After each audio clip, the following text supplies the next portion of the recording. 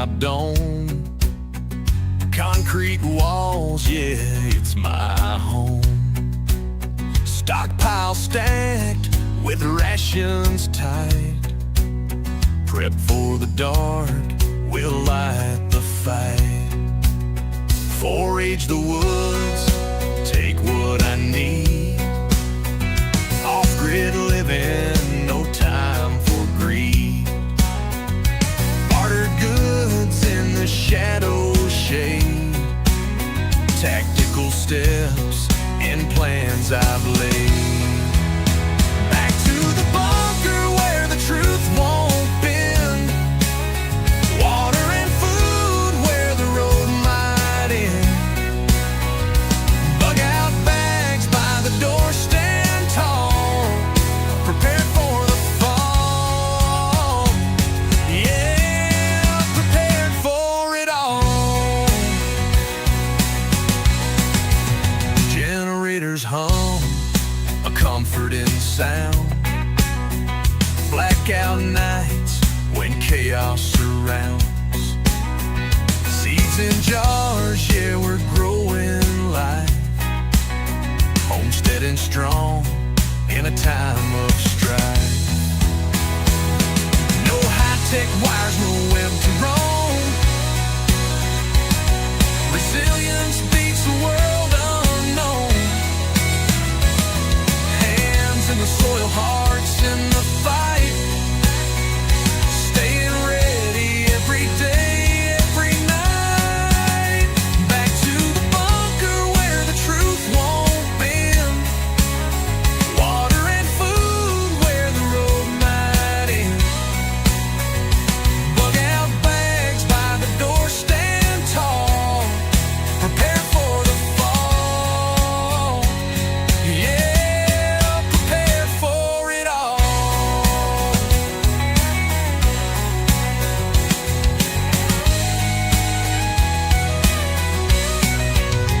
Back through the bunker where the truth won't bend. Water and food where the road might end.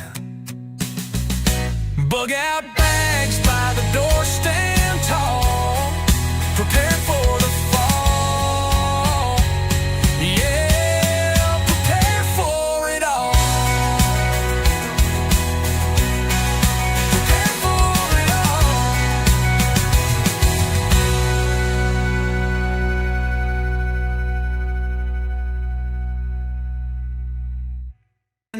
When central power rules the game, when thoughts controlling freedom's name, when the governed lose to government might, tell me who's got the wrong kind of Reich?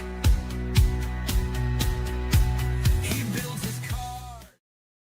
Good morning, everybody. Hopefully, you guys are having a great Friday. That's because that's what today is. Because that's what today is. And looks like my chat did not populate properly, so your your words will not be seen. But don't worry about that. That'll come in here shortly. Don't worry about it. I'm getting the I'm trying to get this darn thing is in such a pain in the buttocks right now. Pop that chat out right there.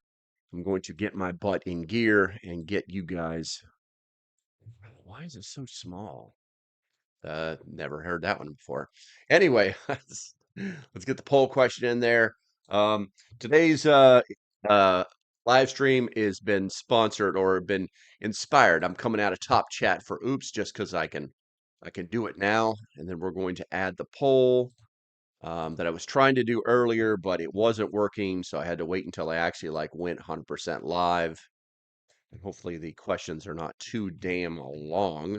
But today's live stream is sponsored. Was sponsored by was inspired by I don't remember your name. You asked yesterday about the differences between S. I just want to know when SHTF and without the rule of law we're going to kick in and things like that, right? So I did a little bit of research and also for the replay crew, I will put the mighty blue letters blue numbers inside there. And yeah, we're going to do that. It might have been Gnostic that was asking about WROL. I cannot remember. All right, so let's see. Oh my God, I feel like I haven't done enough this morning, to be honest with you. Let's see. We're going to go with 5, and then you know what happens! Exclamation points. All right. I think I got it all right now. I think I've got it. I think I've got it all right. Why is it not working? There you go. Start goal. So that's what we're going to do this morning. All right. So, uh, man, I feel like I'm not ready. I'm not ready to be pushing these buttons this morning, even though I completely like 100% prepped up this entire thing. It's uh, it's kind of crazy. It's kind of crazy. All right. So current conditions. WROL. Come on. All right. So our only real model for in the modern world, for things going to hell in a handbasket, in front of us, is Venezuela. Is Venezuela. So I use them as our model to get started with. Right.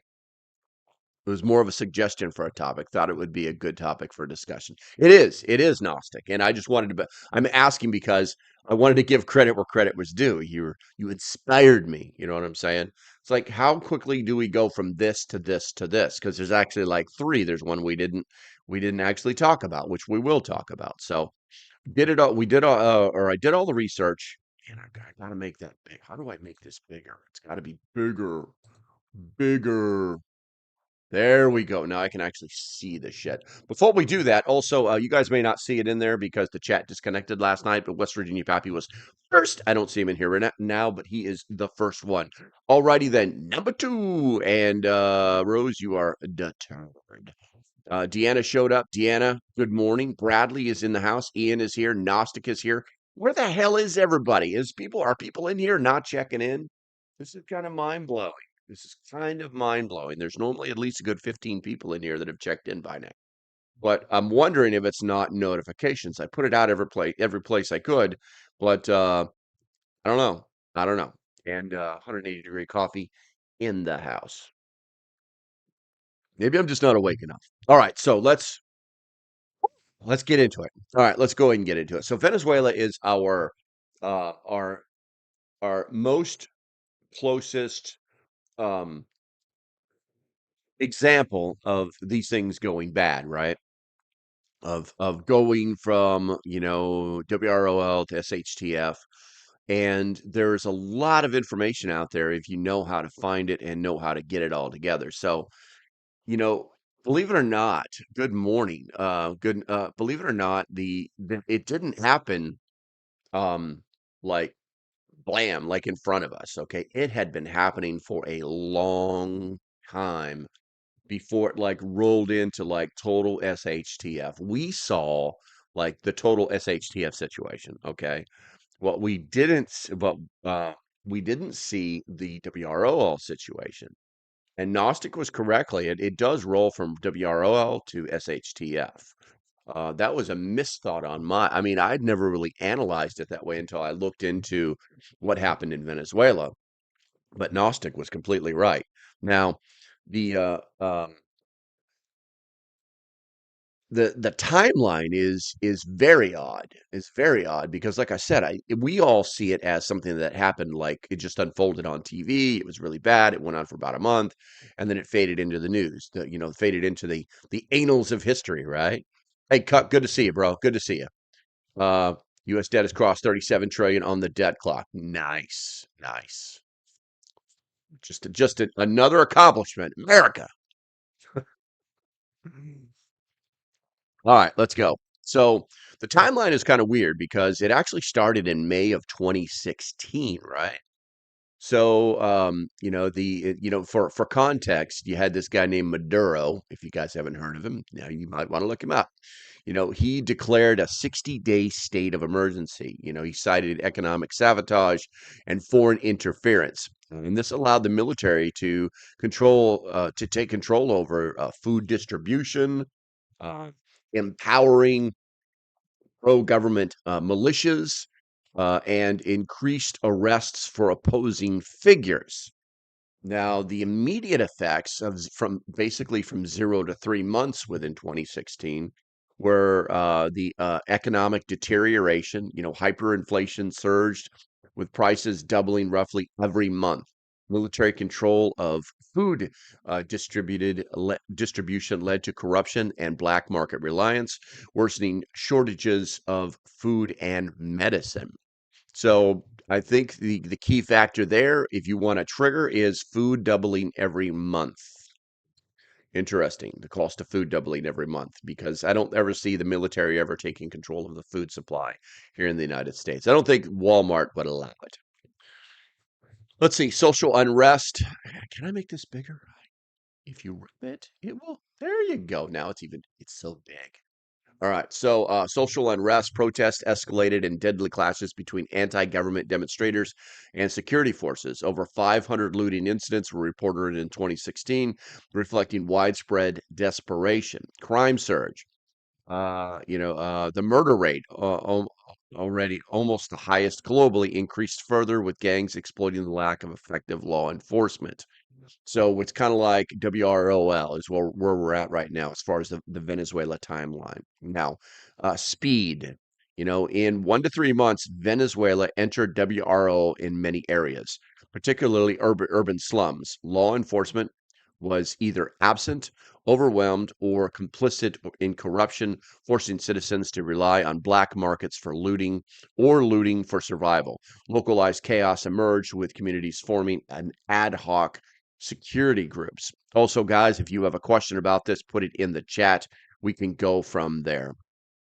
And then the WROL indicators were the breakdown of law enforcement, rise in vigilantism, and dependence on informal systems, kind of like black markets, that kind of thing. So basically, the cops didn't care, or they became corrupt, or there wasn't enough of them to control the gang controlled areas, the slums, basically.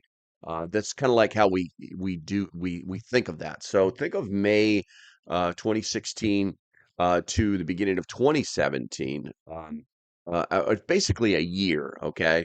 And so the context for that was the state of emergency actually got extended repeatedly, with Maduro consolidating power through military and paramilitary forces. By 2017, protests against the regime were daily, uh, met with brutal oppression. And the one of the other key things in there is the use of paramilitary forces, meaning they were either hired gunmen or they were militias. So there are things to think about it. Losing ROL for me would be when first responders abandon their posts to take care of their own. And that's going to happen. But the problem is there's no tipping point in that theory, Gnostic. And the reason I'm saying that is because many times first responders during massive emergencies, in America, it's all about natural disasters, right? They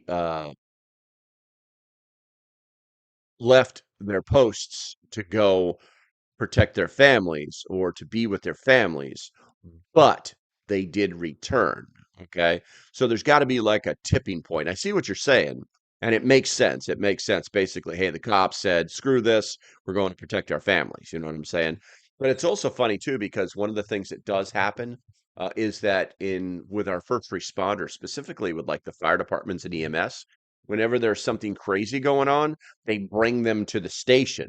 You know what I'm saying? So I know that there are some local police departments that will do that if they have the logistics for it. But when you start talking about fire and EMS, that's easily done. That's easily done. So, um, Bradley says, quick question. I know I'm smart, but what does WRO stand for? Without the rule of law. Just not coming to me. Little help, please. Yeah. Without the rule of law. Basically, when the rule of law disappears. Now, there's a bigger definition of it. The simplistic version is the cops aren't showing up. EMS isn't showing up, 911 isn't working. Okay, there's actually a bigger definition of it that we're actually going to go over. So that's really what it means right there. And how many people do we have in here? I need to put like I think it looks like we got 12 in here. I need to put something like behind the numbers so I can actually see them. All right, let's see here. Think Hurricane Katrina. Yeah, exactly. Hurricane Katrina. Gotcha.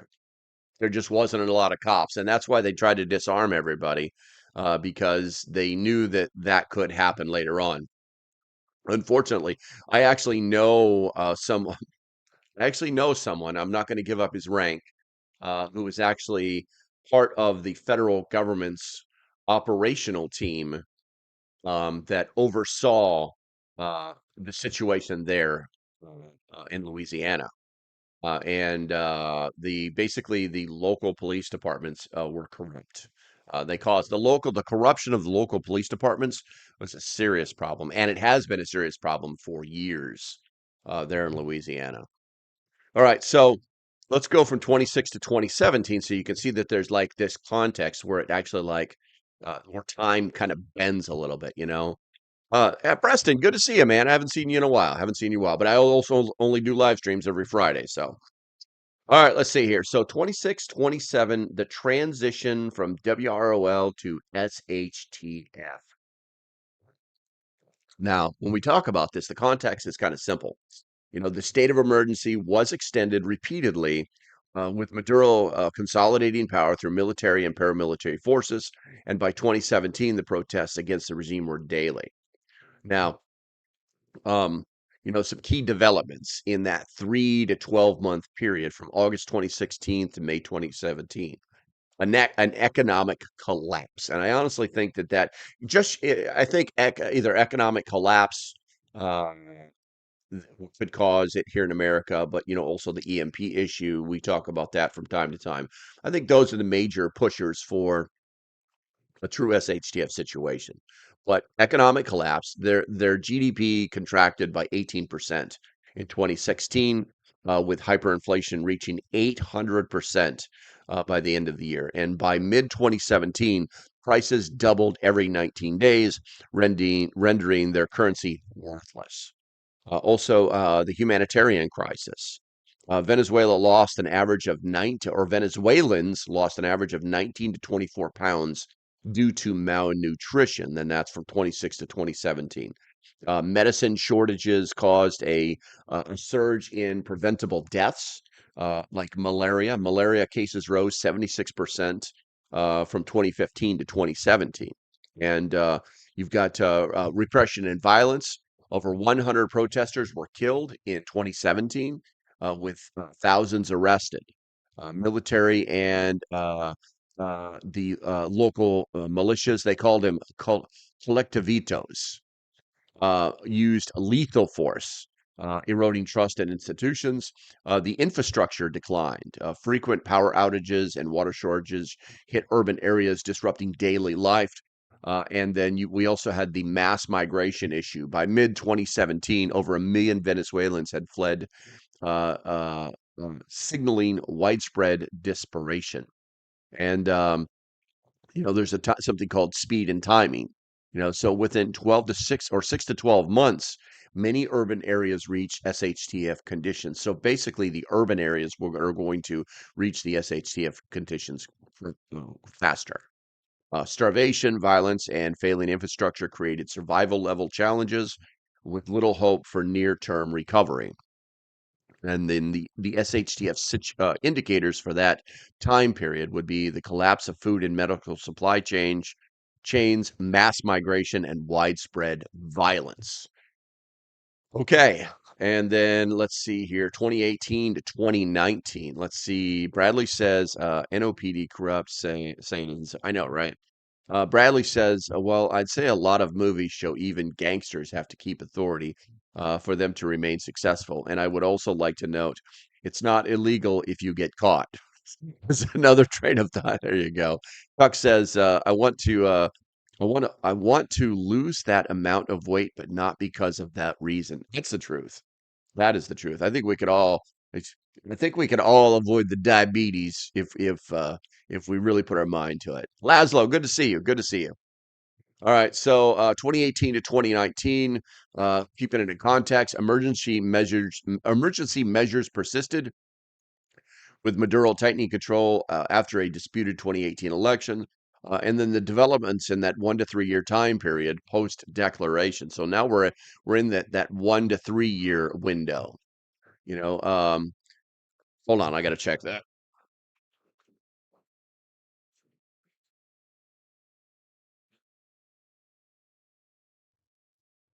That was nothing. All right, so economic free fall. Basically, the GDP dropped another 20% in 2018, with hyperinflation peaking at 1.7 million% by late 2018. Hyperinflation, 1.7 million%. It's like there's no value to nothing has value. Burning gold bars, basically. You know what I'm saying? It's crazy. Infrastructure collapse, nationwide blackouts in 2019 crippled hospitals, water systems, and communications, lasting weeks in some regions. And then there was a mass exodus, and rightfully so. Migration grew to 3 to 4 million by 2019, with entire communities abandoned. Social breakdown. Gangs and paramilitary groups controlled neighborhoods with reports of normalized delinquency. So it became the standard.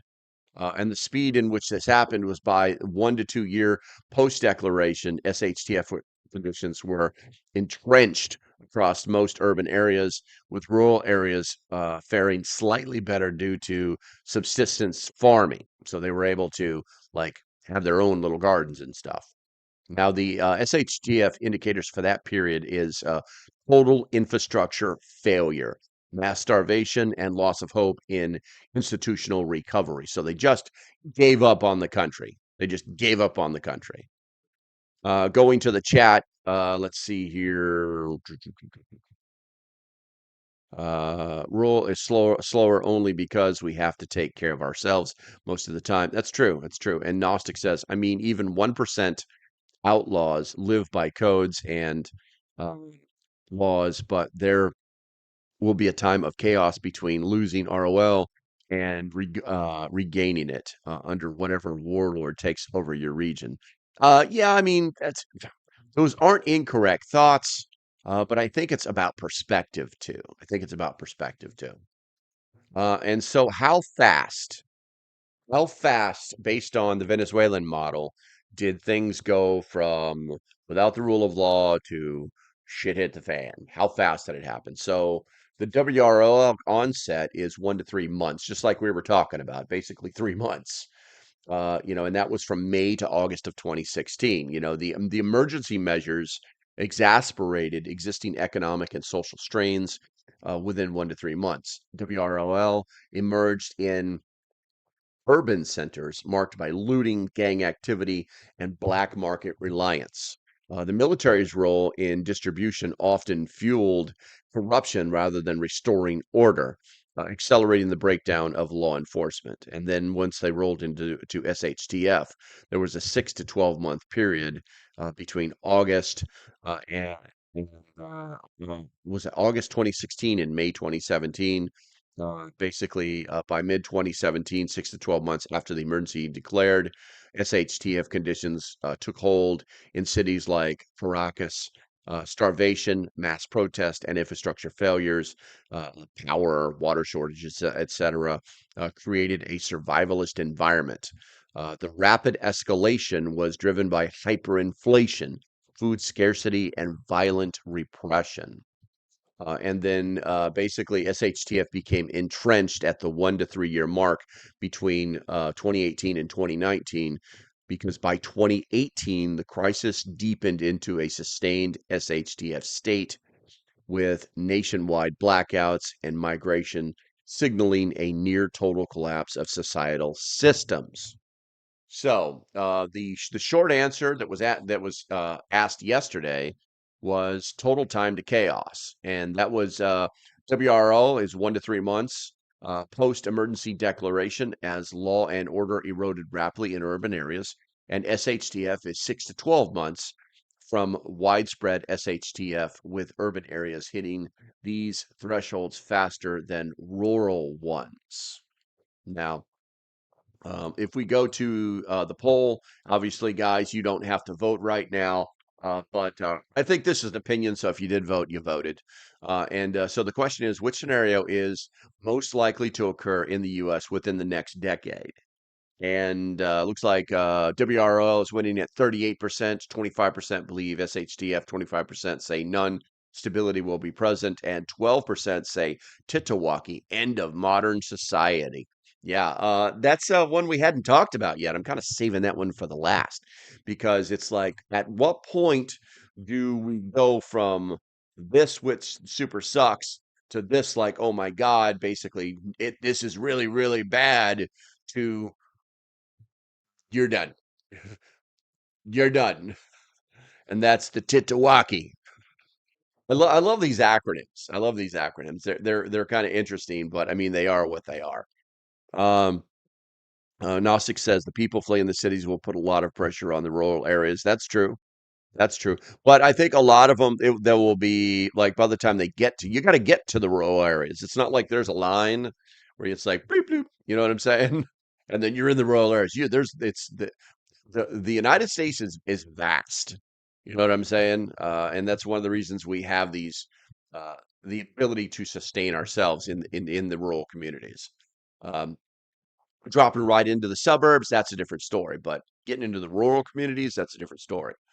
Ian says, "Where did the zoo get? Where did the zoo getting rated for livestock to fall into that timeline?" I honestly, I don't know. I would probably say, people start to get a little crazy. So I would say that was probably towards the end of the WRL stage, probably towards the end of the first 90 days. Teresa, shut up. Good to see you. Good to see you. That's my guess. That's my guess. All right, I'm going to take a little sip of coffee here because my throat is getting scratchy already. All right, let's see here. Factors driving speed. All right. Now, when we talk about speed, we're talking about how fast did it go from this to this? Okay. And those are the things that we need to think about because it's like all these things are just data points, but if we don't know how rapidly things will move from one point to the next, then we can't actually get an accurate timeline or even have an idea. Uh, Tuck, Tuck, Tuck finally decided to show up. I mean, come on, man. Let's see here. Tuck says, try not to be within a tank of gas from a major city when it happens. That's not a bad way to do it, man. But basically, never let your never never let your car go below a quarter tank. Maybe increase to half if things go bad. All right, so let's talk about factors driving speed. Now, pre-existing vulnerabilities that the country had. Now, Venezuela's economy it was heavily reliant on oil. Uh, you know, uh, it was already weakened by 2016, and the emergency measures failed to address root causes like hyperinflations and shortages, instead worsening them through corruption and mismanagement. So, corruption and mismanagement within the government as well as the economy had a lot to do with what happened there.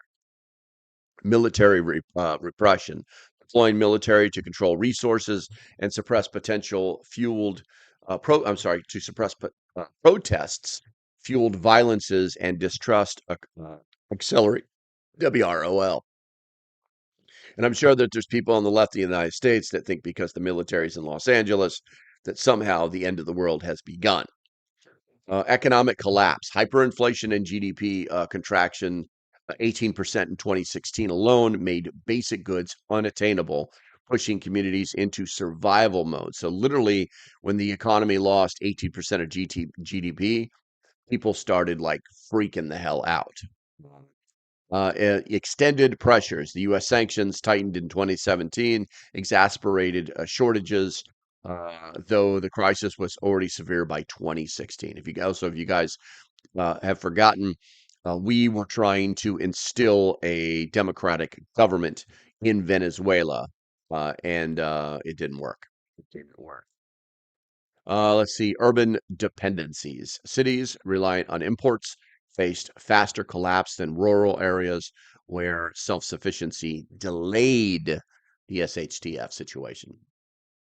Now, if we compare it to earlier instances, because Venezuela actually has a long history of these things happening.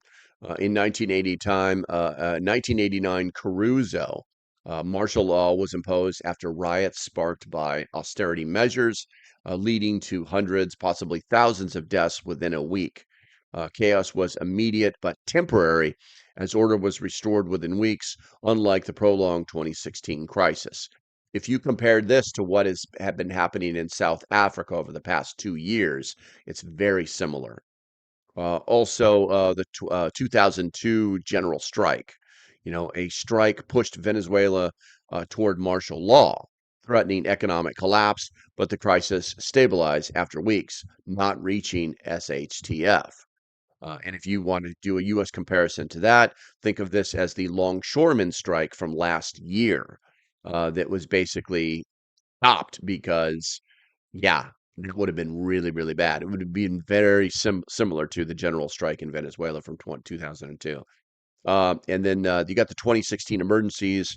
It was far more devastating due to the timing, uh, because basically the country was already collapsing. Its economy was already collapsing, making chaos faster and more enduring. So, and once things start to fall, it's really hard to stop them. It's really hard to stop them. Okay, let's see here. WRL, SHTF in context. So basically, the world without rule of law in 2016, the emergency declaration marked a clear shift to without the rule of law. Um, and it's really kind of weird because the way that it happened, the way it happened there couldn't happen here. Okay, so literally because they were already in decline, the state's inability to maintain order led to looting, gang control, and black markets within 1 to 3 months. And it's evident, and it was most evident in the rural areas where police were absent or corrupt, and we talked about that. So we don't really have, like, generally speaking, law enforcement in the United States is not corrupt. Yes, I know there's going to be bad eggs. We all know that. You can apply the 10-80-10 concept where 10 people or 10% are stellar performers, 80% are just average Joes, and the other 10% are scumbags. Okay. But even if we did that, there's still enough police officers to maintain some semblance of order. And generally, people in the United States are, my brain tells me the term subdued, but that basically we here in America don't really have, generally speaking, a like, let's go fight. Let's storm the walls. We don't have that here in America. That's part of our history. We haven't experienced it enough. You know what I'm saying? We haven't felt it enough. There's not enough angst that there was back in the Revolutionary War. You know what I'm saying? So that's unfortunately that's the way America is right now. Cockfee says, "What gives the United States the right to go into a sovereign country and install the government we want?" Well, you also have to remember who was running the government during these time periods, where our government has been corrupt for a long period of time. That the term the deep state is kind of benign. It's truly a cancerous status that our government has had for a long time, and we tried to weed it out. And with Trump 45, it didn't really work out because he was kind of naive, and he surrounded himself with people that were supposed to be trustworthy that weren't. And now that's a different story, which is why everybody is freaking the hell out because one, people don't like change. Okay. And two, it's like a roach. When you kick it over on its back, all it does is flail its legs until it dies. It's called a death throw, and that's what's happening to all of these implants in our government. But it's the government, you know, if you remember after the Gulf War, okay, we said we are not into nation building, but there we were doing it. And then we formed our military around the entire idea of nation building, right? And then we openly espouse that we are not in the business of nation building, but here we are in every little country screwing around with their governments. You know what I'm saying? I mean, what's the newest one? It's Ukraine. We know that. If you go back, you find out that basically there was a coup there and we caused it. You know, it's proof, it's facts. Look it up if you disagree. But it's pretty crazy. So, um, and then let's do some critical notes too, because we're going to go into some more stuff here shortly, but we're coming up on the half hour. So, maintaining subjectivity. Okay. The perception of chaos varied by region and class. So the people who lived out in the middle of nowhere who had lots of money for their mansion were like, that'll pass. Don't worry about that. Nothing's wrong with that. But the people who lived down in the suburbs may have felt it a little bit more, and people who lived in the urban areas were living it every day. All right. So wealthy areas maintained some stability longer, while slums hit SHTF by 2016. And there was no singular trigger. Unlike that, it's like we're always looking for that. Like, if this happens, execute Plan A. You know what I'm saying? We're always looking for this singular trigger, but in this situation, there was no singular trigger. And unlike a sudden event, the 2016 emergency measures amplified and an ongoing crisis, making the descent into chaos a continuation of prior trends. So basically, the government made it worse. Data gaps. Exact timelines and impacts are murky due to the government censorship and underreporting of the crime and mortality. So we don't really know exactly what that time period was. And then there were also web source limitations. Sources like Bloomberg and CNN provided a broad timeline, but lack granular detail for the immediate aftermath of the 2016 declaration. So it was a little difficult to figure those things out. Now, um, the and it's sad because no one's talking about it. No one's talking about it, right? But the economic conditions, the current economic conditions in Venezuela, and remember, we were just talking about 2006 to 2018, right?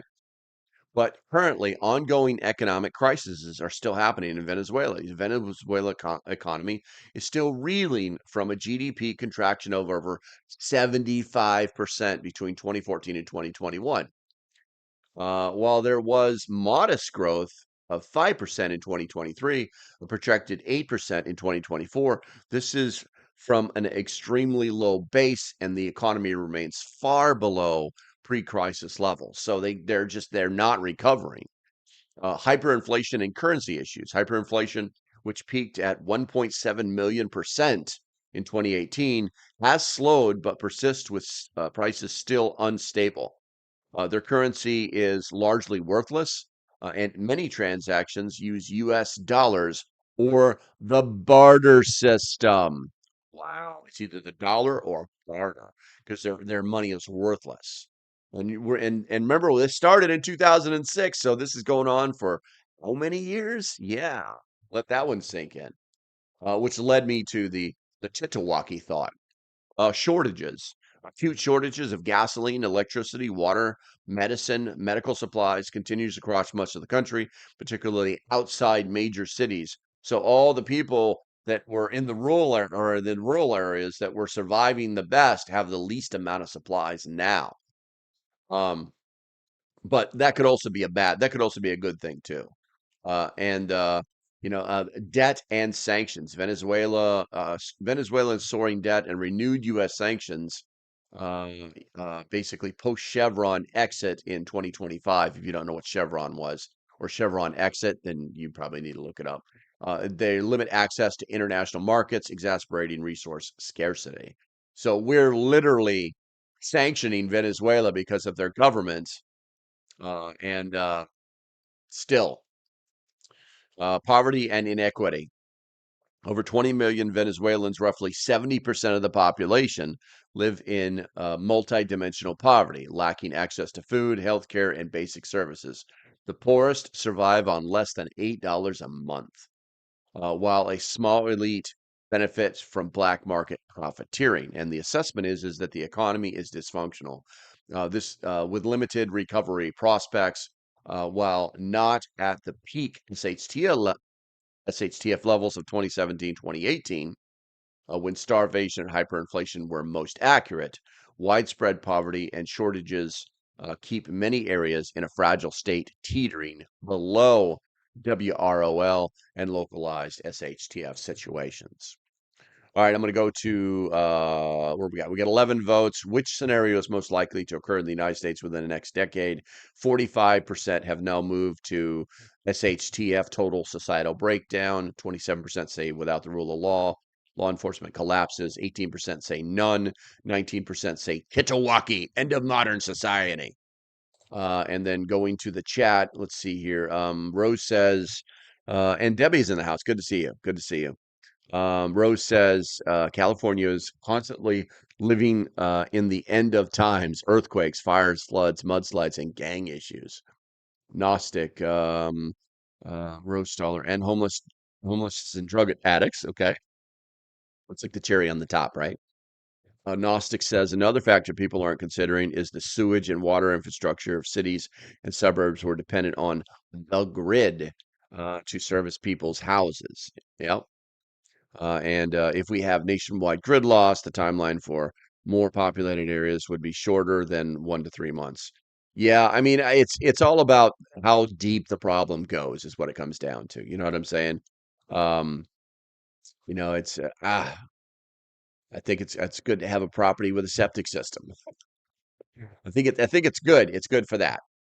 All right, guys.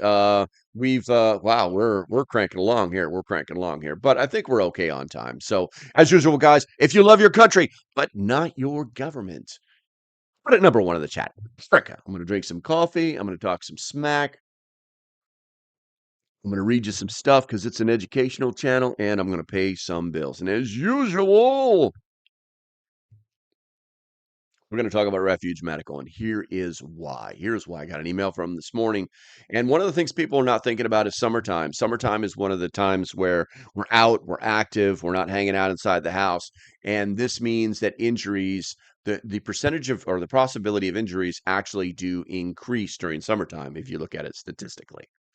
So oh man, my eye is really like irritated, like weird irritated. All right, so I will persevere. Got some testimonials for you. Andrew C. I'm a surgical technician of 30 years, and this is one of the best put together and most extensive first aid bag you can purchase. I've acquired all but 2 out of approximately 20 of my kits from Refuge, and even those pale in comparison. The staff, customer service, and mission of Refuge Medical is beyond compare. It is not completely obvious. If it's not completely obvious, I love these people and the gear they supply, and I can't praise them enough. Thank you, Refuge Medical, for all you do. Guys, the bottom line is the mission of Refuge Medical. And I listened to TJ Mayer from the internet. If you didn't know, his name is actually, they actually call him TJ. That's like, because that's like the initials for his name. Anyway, they're actually they do sell stuff, but they're really in the medical training business. And they put a lot of money and a lot of time and a lot of focus and a lot of people towards that mission. So, now that you've probably bought, and I know when you buy stuff because you guys use my code, now that you've bought a good amount of stuff from them, you might want to start looking at some of their training. I want to say they have another responder course online later this month. Or it may even be today. You guys should probably check out the link in the description to find out. And then they also have another one in July. They've got a big one that's going on out in the woods It's going to be like 3 or 4 days out in the woods, and you're going to actually be certified. But you got to go through some crazy stuff for that one. That one's the real deal.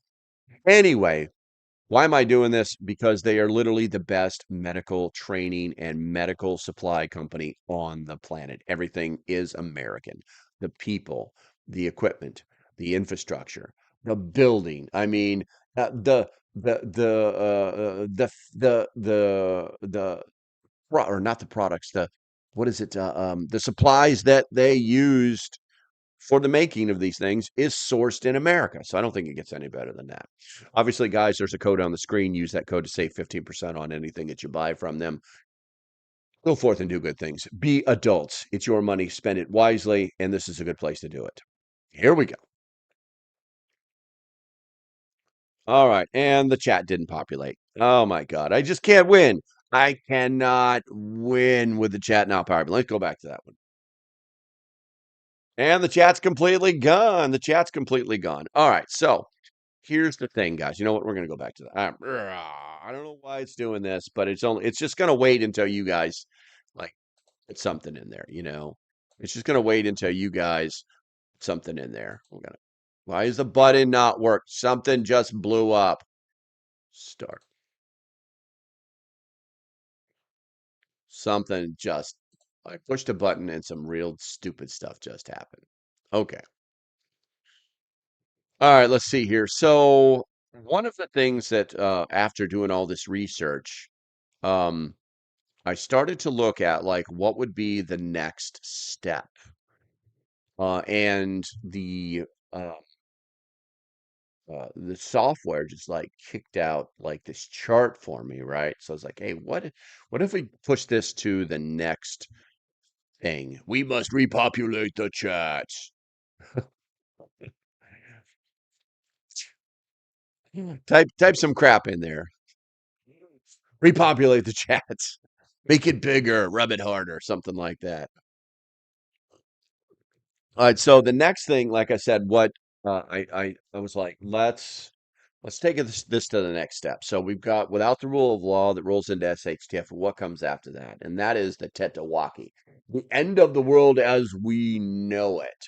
So we've got this chart. I'm going to try and make it available to you guys somehow. I'm not exactly sure how I'm going to do it, but I'm going to try and make it available to you.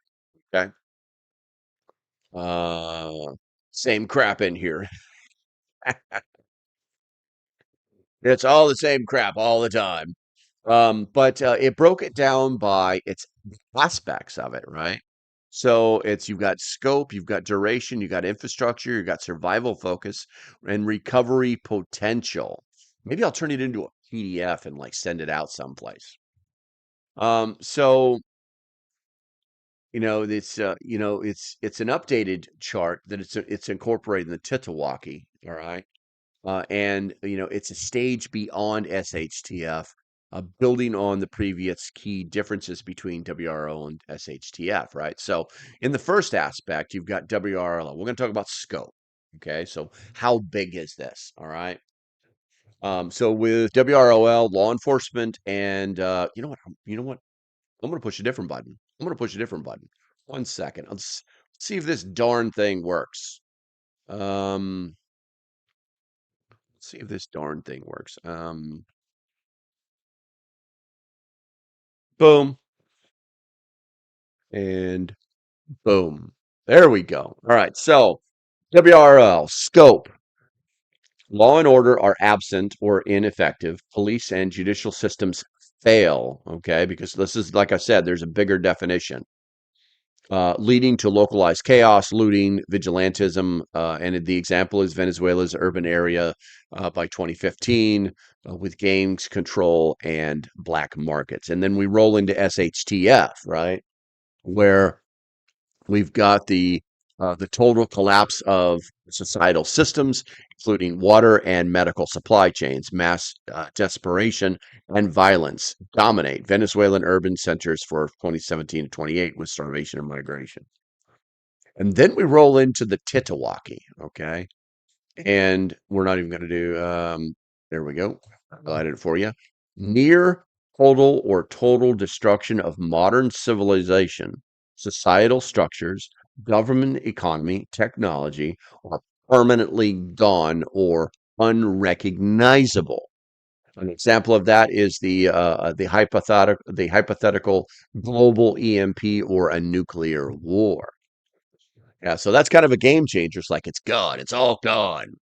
And then if we start talking about duration with the WROL or the rule world without the rule of law, where are we at here? We can be temporary, days to months, or prolonged years.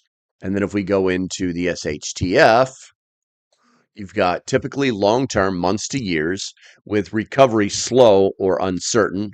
And then with the Chitawaki, you've got the effectively permanent or generational. Recovery to pre crisis normally is unlikely within a lifetime.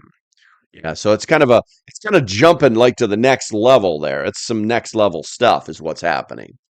Is the chat actually working, guys? Put something in the chat and see if it's populated on this side, please. It should show up just below my little picture down there. All right, so and then if we go to let's see, that's duration we just did. Did we do we yeah, we did duration and then infrastructure. So for WRL, many still function partially, sporadic power, limited food supply. But when we move into SHTF, its critical infrastructure, power, water, and sanitation is largely or entirely gone. And then if we go to the Chitawaki, it is infrastructure is destroyed or obsolete with no capacity for repair or replacement. Um, and then if you go to your survival focus during the WRL, security, self-defense, and local organization to maintain order.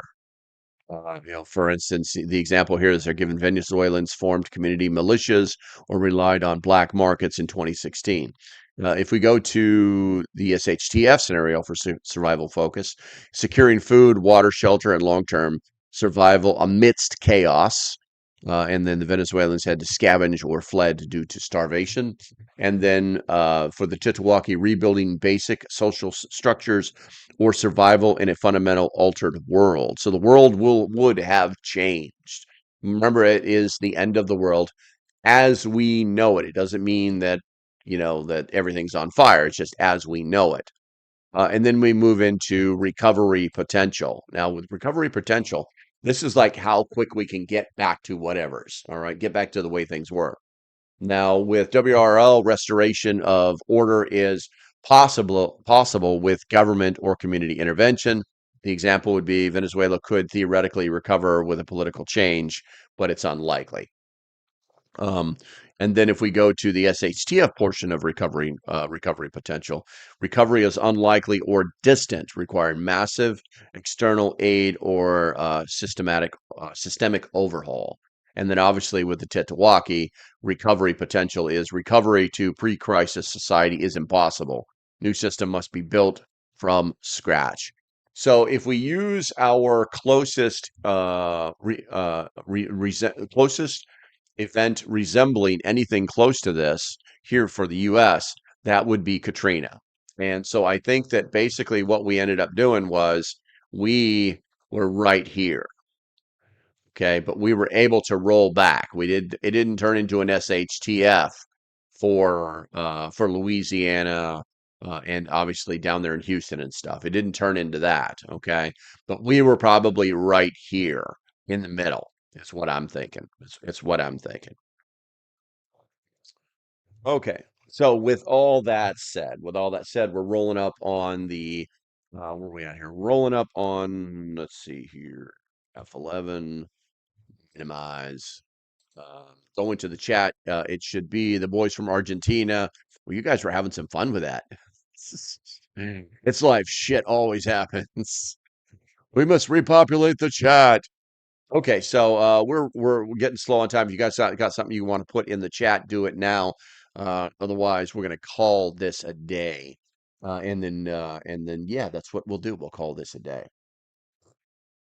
Currently, we have 16 votes. Which scenario is most likely to occur within the next decade? The numbers are kind of weird because it's so we've got 31% believe shtf, 25% equal WRL, 25% say none, and 19% say Titawaki.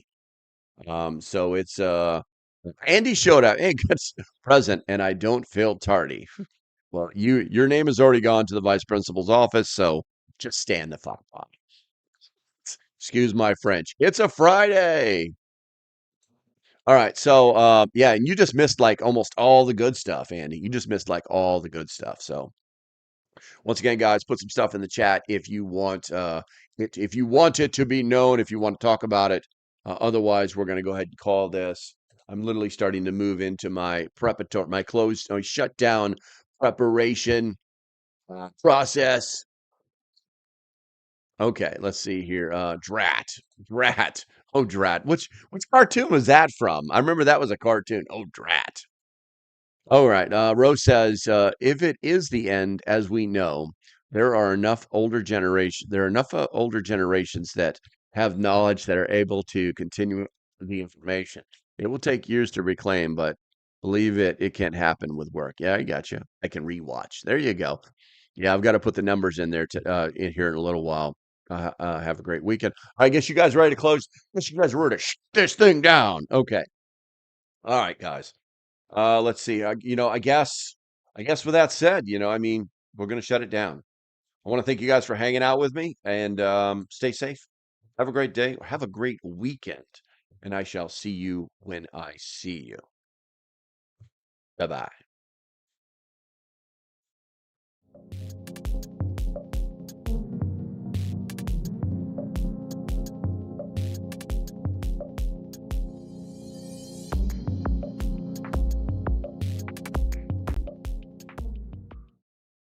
You didn't actually think I was going to let you guys get away without it.